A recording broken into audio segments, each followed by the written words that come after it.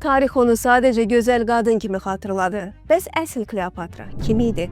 Kleopatra təxminən 2000 il əvvəl Misri idarə edirdi. Amma maraqlısı budur ki, o Misirli deyildi, Yunan əsilli idi və Makedoniyalı İskəndərin sərkərdələrinin nəslindən gəlirdi. Hollywoodun yaratdığı obrazı unudun.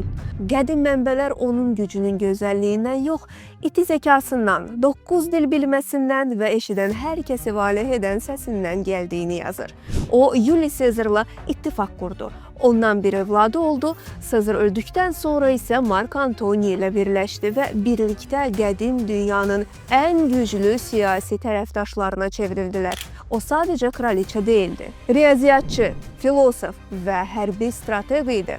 Az qala bütün Roma imperiyasını siyasi gedişləri ilə üstələyəcəkdi. Roma nəhayət ona yaxınlaşanda isə əsir kimi Romada nümayiş etdirilməkdənsə öz taleyini özü seçdi.